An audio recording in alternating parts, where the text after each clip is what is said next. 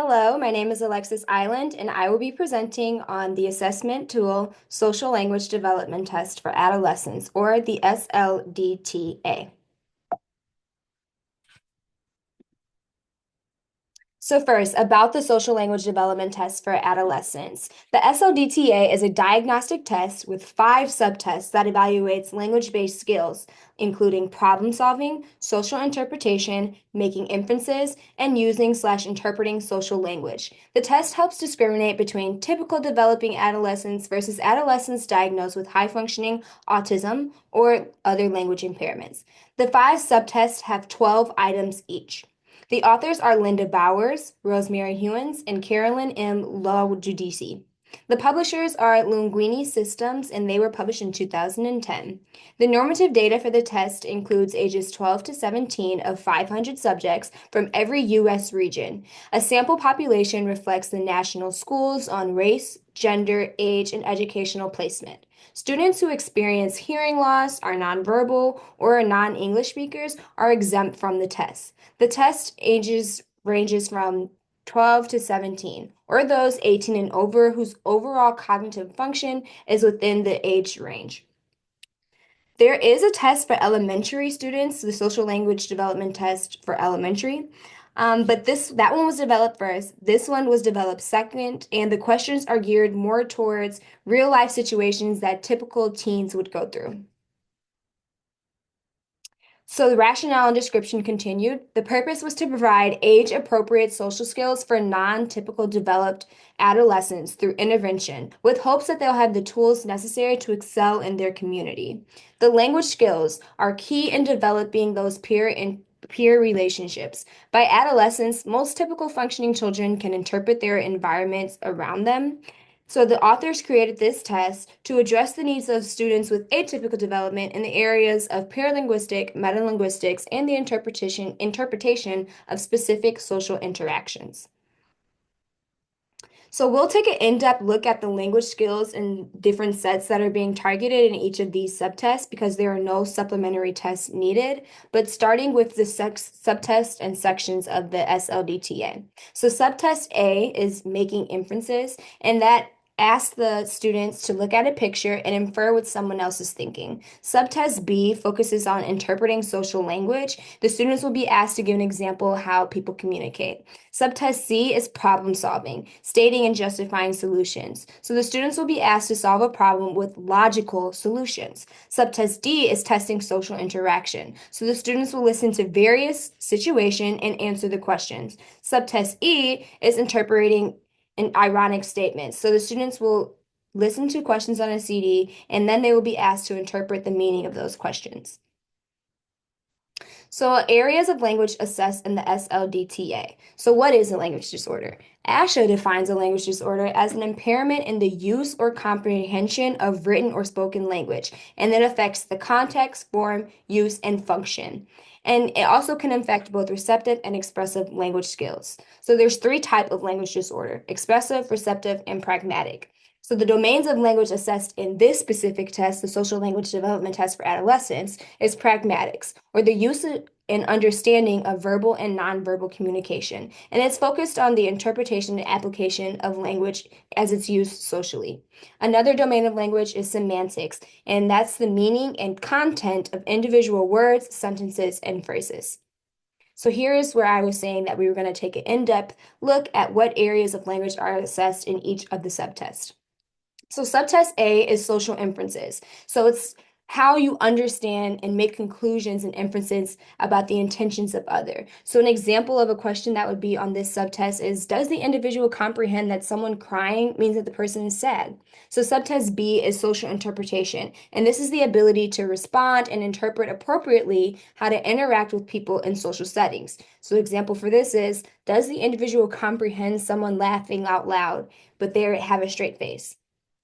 Subtest C is social problem solving. So this tests the ability to solve and respond to social dilemmas appropriately. So does the individual know how to handle conflict with a friend over a friendly board game? Subtest D tests social language use. And so this is how well language is understood and used in social settings. And it's interpreting social cues, tone, nonverbal communication, and voice. And this is tested through, does the individual make eye contact when asking questions or elaborate on their thoughts? Subtest E is understanding figurative language, which is the comprehension of irony, metaphors, and idiomatic expressions. So does the individual comprehend that saying the heat is killing me isn't actually literal? So components and materials. So you have the examiner's manual, which is right there on the top left corner, and this has all of the instructions that you as the examiner would need to complete the test and administer the test. Second, you have the scoring standard example and response book, and that's all the way on the right corner. It's the one that's mostly orange. And this one has specific examples of how you would score, what would be correct answers versus incorrect answers. And then next you have the picture stimuli book. And this is what's actually being shown to be administered. So the questions are on there, and that's what you would see, the examinee would see as they're taking the test. And also the test forms. So the test forms is what you would score their responses on. The audio CD for subtest E, interpreting ironic statements. It's not in this picture, but it's just a CD, and the face of it is the same cover that you see for the other components of this test. So scoring and testing standard. So when scoring, you would give a score of 0 for 1 for each response. Errors in syntax and grammar do not negatively impact scores. So we're not taking points off if there are errors in syntax and grammar. If an answer is partially correct or partially incorrect, you would give the point for the correct answer and ignore the wrong answer. If it's in pattern, you would report it in the test results, which is that scoring manual that I showed you on the last slide. And that scoring manual in standard for examples response book is necessary. You can't record any other answers other than on that sheet. You have to use chronological age to score the test, and you cannot round up the students' ages. The basals and ceilings are not required because the tests have to complete it in chronological order. So you have to do test A through E. You can't split it up and just test E. And as long as you're in the age range of the test, you can start with subtest A. So there's not actually a age that you need to start testing at. You can start from A and move on.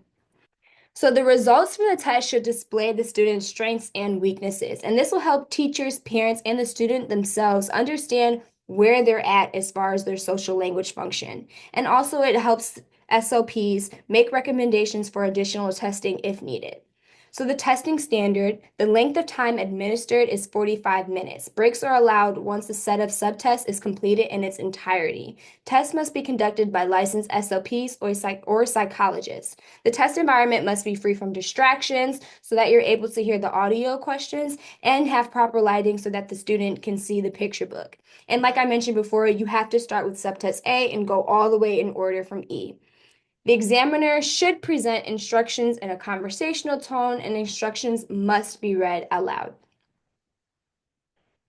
So next is administering and scoring. I've broken it down through their sections, what's being assessed, how many prompts and cues you're allowed, and then how to score it. I'm not going to go through each one, but I do want to start with subtest A because this is the only one that has a specific list of prompts and cues. As you can see, you're only allowed to say it like you're this person. If the answer is too vague, you can say, what else can you tell me? And you're allowed to repeat the items once.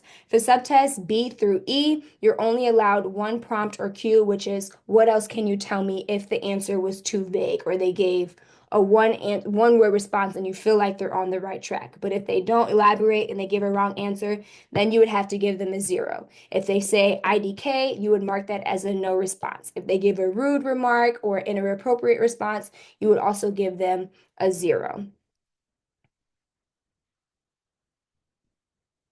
So here's an example of how all of the subtests would look specifically. Subtest C asks questions a typical functioning adolescent would face. So for example, it says, you and your friend always hang out together. Now your friend is dating someone else. How do you solve this problem? So it's very specific to what adolescents would go through. And like I mentioned, it's normal and typical functioning adolescents. So it's helping them non-typical developing adolescents with making those social cues and connections, kind of like role play like a SLP might do in a therapy session.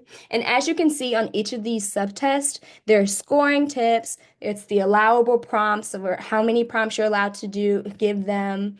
It shows you what a correct answer would be versus an incorrect answer would be. So you're not going in blindly administering this test. The test manual is very detailed and it gives you what you can do and what you can't do.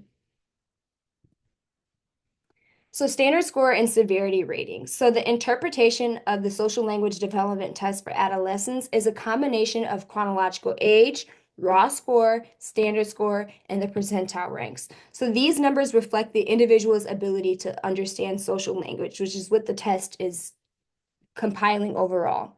So the raw score is the number of correct answers on all items of each subtest. And then you would take that into the standard score, and it's adjusted based on the individual's age, their chronological age, compared to a normative sample of typically developing individuals of the same age. So the standard score has a mean of 100 and a standard deviation of 15. And then this goes into the percentile ranks, which represents the percentage of the normative group. For example, a rank of 60 means the individuals performed better than 60% of their age group. So on this chart down here, you can see that it shows your raw score. And once you have your raw score, you would slide over and find it has also a combination of all the scores from all of the different tests. And then you have your raw score, you would slide over to your standard score. And from there, you would see where they fall in the percentile ranks based off of their normative chronological age. So on the severity scale, above moderate would be the standard deviation above 115, and this means that that person has strong social language skills. An average moderate score is a standard score of 85 to 115, and this means that the skills are average for that age. So they're within the normative population for their age. And then below average is a severe language impairment, and the standard score is 84 to 70 or below. And this means that you are qualifying for speech services. And I'm going to show a video that kind of goes in depth a little bit more and explains about how you would calculate the scores. But first, I'm going to talk about the dialectical differences. So a subtest was conducted on white, Black, and Hispanic children. Race and socioeconomic differences were analyzed through the analysis of variance design, or ANOVA for short. Subjects were randomly selected from 9 socioeconomic status groups.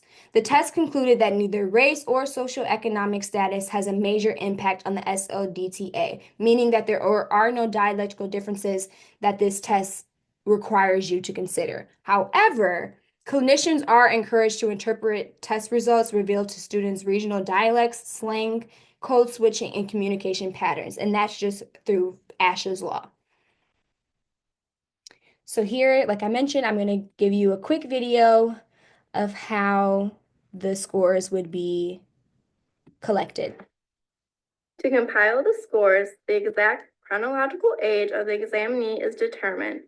Raw scores are then calculated for each task and subtest, and those are then added together to determine a total test raw score.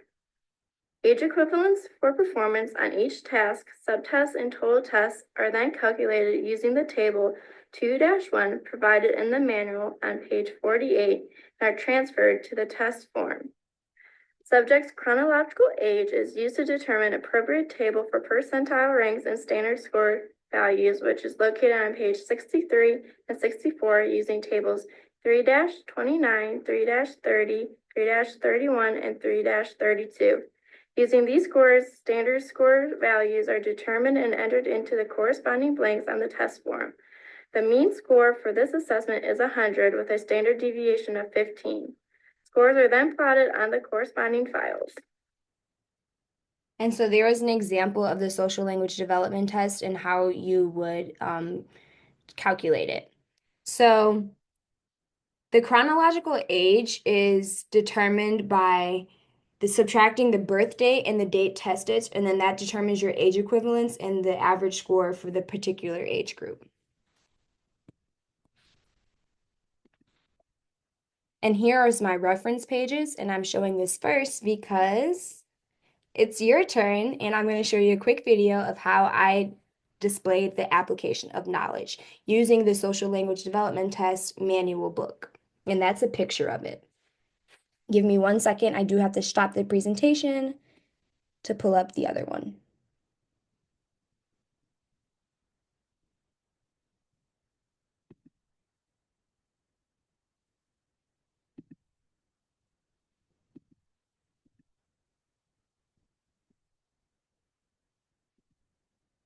So here is me demonstrating my application of knowledge. And as you can see on the bottom, I give what correct answers would be and what an incorrect response would be, just how the testing manual displays it. This is the application of knowledge portion of this presentation. I will be demonstrating how to administer subtest A, making an inference. This is obviously not the testing manual, but for demonstration purposes, this is how it would look. My examiner will be sitting in front of the test manual and I will be sitting behind it so that my examiner does not see the instructions on how to administer the test, nor will he see me scoring. Are you ready to begin? Yes. Okay. I will ask you to pretend to be a person in a picture and tell me what you are thinking in a complete sentence. Then I will ask you why you are thinking that thought. Let's begin. Look at this picture here. Pretend you are this woman to the right with her hand over her mouth. What are you thinking? That I'm shocked or in disbelief. What do you see that tells you what she is thinking? Her eyes are wide and her hand is covering her mouth as if she's shocked. Thank you. This completes this demonstration.